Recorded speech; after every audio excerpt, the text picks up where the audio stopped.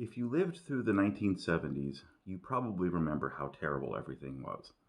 And by that I mean disco and the associated fashions. Also, there was a lot of inflation. What is inflation? Well, it's basically that the price of everything keeps rising every single year. And it is the most important thing in terms of how the economy is controlled. It's critical to understand inflation and the corresponding attitude that was developed towards it if we're going to understand deflation, the tendency for prices to come down over the years. Now, again, if you live through the 1970s, everything is bad about inflation. You don't want prices to rise continuously. It was a real drag on the economy, and controlling that was a big part of the Federal Reserve's mission, especially in the Paul Volcker era, if you remember, 1979 into the 1980s. We wanted to make sure that there was price stability, that things just didn't increase year on year. Now, my whole argument has been that we have in tremendous deflationary pressure, that the price of everything is going down. Isn't that good? Well, that's the problem. First, let's talk about what inflation actually is. The way it is calculated is from the Consumer Price Index. Basically, they look at a basket of 200 goods and services that people actually buy and uh, where an actual household, how it actually spends its money through these 200 different things. This is part of that household survey, which goes into also the jobs report. It goes into the Consumer Price Index. It is set so that the year 1984 is 100. Why 1984? Because they want to tease the conspiracy theorists. I'm pretty sure. No, it's just a number. It's when they started looking at it, and the relative change in the consumer price index is the inflation rate. Now, since 1984, we've seen a steady increase of everything. In fact, over all this time, it has averaged about 2.6%. Now, remember, this is the Federal Reserve's job, is to control the inflation rate. This is a controlled number. It's as fixed as anybody can possibly make it, given all the changes in the economy. And in fact, it's long been alleged that the Federal Reserve had a target inflation rate. Now, they never stated that they had one until the year 2013, when a target of 2% was given. But it was presumed that somewhere in their thinking of all the different things they have to take into account, a target inflation rate was part of the mix, and somewhere between 2 and 4% has always been assumed. Why not zero? Well, it is presumed that a little bit of inflation is good. It encourages people to spend money. Remember, everything is based on the time value of money. If there is a little bit of inflation, that means that everything is going to get a little bit more expensive with time. So you should run out and buy things now. Buy now, buy now. It helps the consumer economy. And the consumer economy is what, 40% of the US economy overall. So it's a way of kind of goosing everything. All right. It encourages the time value of money to have just a little bit of inflation. You don't want too much. You want it to be just in a certain range. What's the ideal range? Since 2013, the stated target has been 2%. So, how have we been doing with respect to that? Well, since 1984, the average has been 2.6%. Mazel tov. Interestingly, over the last 12 years, I go back to 2008 because that was the previous crisis before the COVID crisis, we've had about 1.8%. So we've been hitting it. In fact, when the Federal Reserve announced their target in 2013, the goal was to rise up to it. Yes, that's right. We had inflation that was generally a little bit lower. Now, it has crept up some since then and gone back down. But the most common way of expressing overall inflation rates for a year is we look at the cost of living adjustment, or COLA, for Social Security. And that was zero for a whole bunch of years in here. And it's always been pretty low. Okay. So That's the inflation rate in a nutshell. Now, on a month by month basis, these numbers come out based on the survey of what people are actually spending their money on. Uh, we have numbers that kind of go up and down, whatever. What is most commonly looked at is what is called the core CPI, the Core Consumer Price Index. And this excludes the most volatile parts of the basket of goods that people buy, which are namely food and fuel. Food is more seasonal, but it kind of goes up and down quite a lot. It's fairly volatile. And the price of gasoline just goes up and down based on, tension in the Middle East, all kinds of different things. So, what is generally done on a month by month policy basis is to look at core CPI, which is everything except food and fuel. We call it the core because what? You don't need food or you don't need to drive around, right? It's like convenience stores don't exist. It's like I haven't spent most of my life surviving on microwavable cheeseburgers. Anyway, core CPI is kind of the number on a month by month basis. It tells everybody kind of how the inflation rate is going, and it has been very, very flat. It goes up and down, yes, a little bit, but that 1.8% over the last 12 years has been really fixed.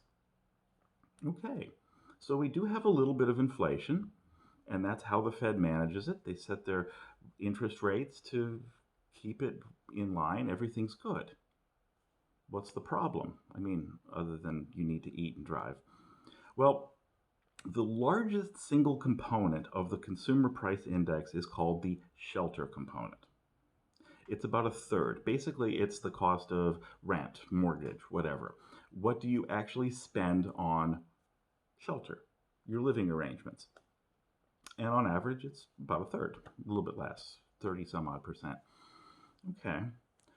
The shelter component has actually been going up rather dramatically. This probably isn't news to you if you just look at things, but we have some actual numbers. Uh, as I said, since 1984, the overall inflation rate, average per year, is about 2.6%, but the shelter component has been 3.6%. And in fact, if you look at just the last 12 years, again, from one crisis to another, the shelter component is about 4.1%. Shelter is only going up dramatically. And in fact, since it's about a third of that 1.8%, you can see that the cost of shelter is basically all of inflation. Everything else is pretty flat. We have achieved price stability outside of shelter. Well, that's interesting. But this is something that's worth really looking into. You see, the cost of shelter should reflect interest rates. Interest rates have only been going down consistently. And in fact, they've been extremely low for 12 years. So you'd think a mortgage would be cheaper. The cost of shelter should, if anything, go down. But we know that housing prices keep going up all the time. There was that blip when the bubble burst in 2008 to 2010, but started going right back up. And in fact, right before the COVID crisis and even through it, real estate prices continue to rise. Why is that? Well, real estate is the ultimate investment, right? It's and a lot of properties are investment properties, especially when you look at, say, apartments. So anything that can be considered an investment is going up because what? There's more money chasing that investment, therefore the price of everything goes up. And that's really what, inflation is all about. It's a relationship of the availability of a good to the availability of money, supply and demand. There's more money around, then, well, it costs more money to do things. It takes more money to buy something. That's really all inflation is. In terms of that shelter component, the cost of housing and apartments, etc., that is the absolute, nearly all of inflation going into the COVID crisis. Okay, so we achieved price stability, even though our overall goal is like 2% inflation. You see the problem here. It's not so much that we've had deflation before this.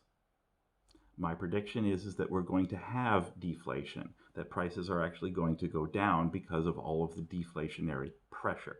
It's about two different forces coming together. Inflation driven by more money, and deflation driven by what? The four things that I keep talking about: technology, demographics, excess capacity, and excess debt, the overhead of life.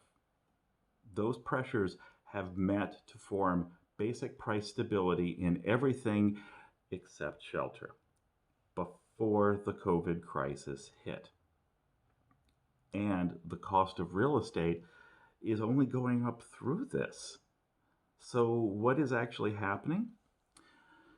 Well, this is where what we need to keep an eye on. The cost of living index, or the consumer price index, is it's just a number that is used statistically. It doesn't necessarily reflect your living conditions and what's going on in your life. They try to make it as close as possible, but the number that's used on a daily or monthly basis rather is the number that excludes food and fuel. All right, it's statistical. It's a way of managing the economy, and this number is heavily managed. It is the Fed's core dual mandate to balance out unemployment and inflation. To do this, they watch that core CPI and forget about things like shelter or whatever, or things that are important in your daily life.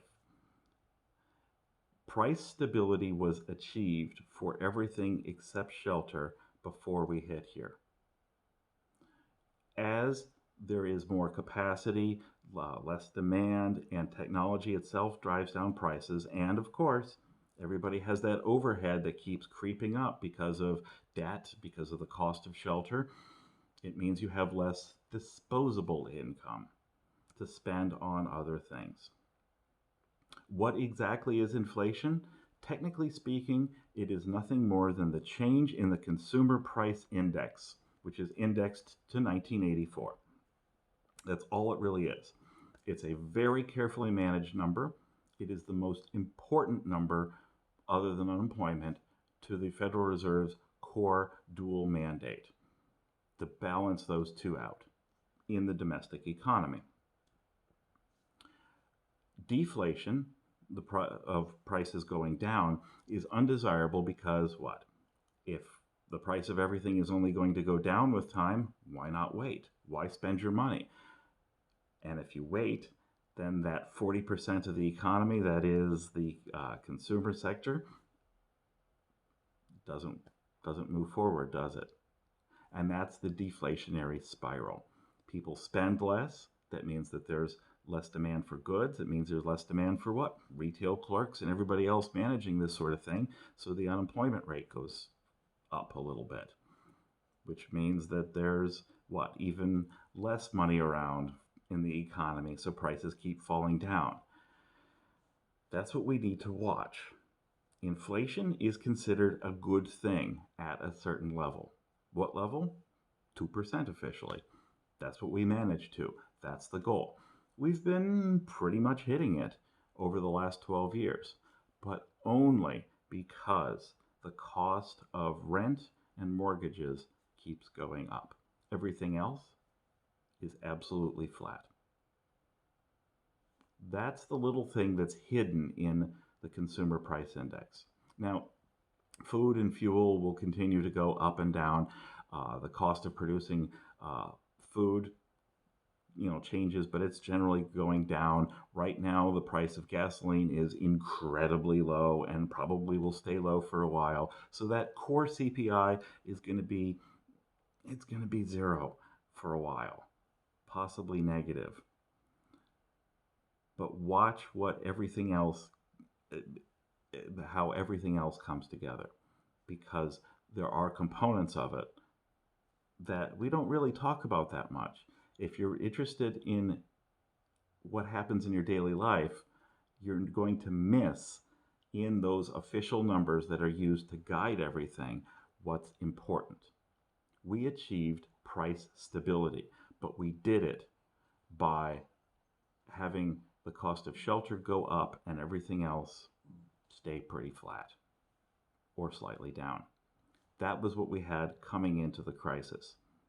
Inflation is nothing more than more money chasing the same number of goods. Basically, the value of a dollar is dropping in terms of what it will actually buy versus that basket of 200 things that people spend their monthly paycheck on. Deflation is essentially just negative inflation. And we have it. We have that pressure. Price stability might seem like an amazingly wonderful thing, especially if you lived through the 1970s. Not that music has necessarily gotten any better, but things look good compared to the 1970s, right? Maybe they don't, because we have to watch for the deflationary spiral. And that's inflation and deflation in a nutshell. Thank you.